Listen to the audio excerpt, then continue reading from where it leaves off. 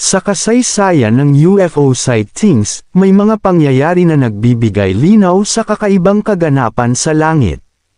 Sa Las Vegas, Estados Unidos, may isa sa mga kakaibang karanasang ito na nagdulot ng sari-saring reaksyon mula sa mga residente at awtoridad.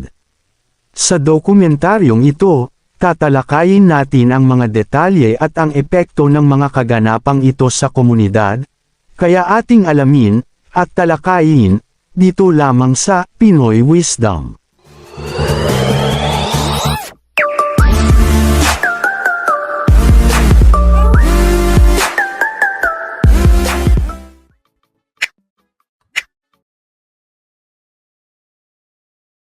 Noong una, may mga ulat ng pagbagsak ng isang hindi kilalang bagay mula sa langit sa isang bahay sa hilagang bahagi ng Las Vegas. Ang pangyayaring ito ay agad na kumalat at nagdulot ng interes sa buong rehiyon. Ayon sa mga saksi, may mga hindi pangkaraniwang nilalang na nakita sa paligid ng bahay, na tila mga nilalang mula sa ibang planeta. Ang mga pulisya at awtoridad sa Las Vegas ay agad na tumugon sa ulat ng pagbagsak ng UFO at pagkakaroon ng mga kakaibang nilalang. Ang pag-aaral ng lupa kung saan nadatnan ang mga sigalot ay nagpakita ng mga ebidensya ng posibleng paglipad ng isang malaking liwanag mula sa langit.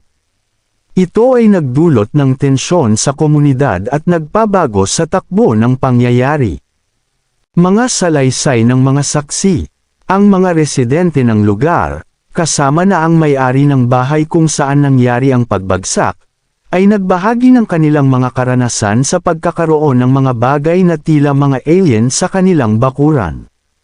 Ang kanilang mga salaysay ay nagbigay daan sa mas malalim na pag-aaral at pagsisiyasat ng mga awtoridad upang tiyakin kung ano ang tunay na nangyari.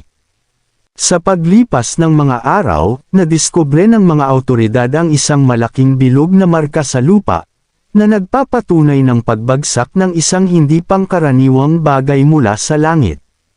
Ito ang nagsilbing maliit na ebidensya na may totoong pangyayari na naganap, na hindi basta-basta masasabi ng karamihan. Ang pangyayaring ito ay nagdulot ng matinding interes at spekulasyon sa buong komunidad ng Las Vegas. Maraming tao ang nagbahagi ng kanilang mga teorya at opinyon, hinggil sa kung ano talaga ang nangyari, pati na rin ang kahalagahan ng pag-aaral ng mga UFO at extraterrestrial phenomena sa modernong panahon. Mga ulat sa media. Nagkaroon ng masusing pagbabantay mula sa media at pagsisiyasat mula sa lokal na mga istasyon ng balita hinggil sa pangyayaring ito. Ang mga reporter ay nag-cover ng mga detalye mula sa lugar ng insidente at nagsagawa ng mga panayam sa mga saksi upang makuha ang kanilang mga personal na salaysay at obserbasyon. Ang mga eksperto sa UFO phenomena at mga extraterrestrial studies ay nagbigay ng kanilang mga pananaw at analysis hinggil sa kaganapang ito sa Las Vegas. Ang kanilang mga paliwanag at teorya ay nagdagdag ng konteksto sa pag-unawa ng publiko hinggil sa posibleng kahulugan ng mga nakita at naranasang kakaibang pangyayari.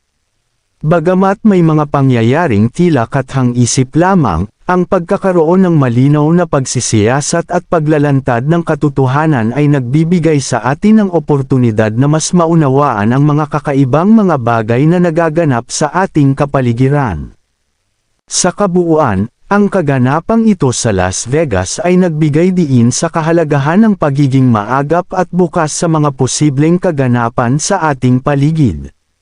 Hanggang sa susunod na pagkakataon, maraming salamat sa inyong panunood dito lamang sa Pinoy Wisdom.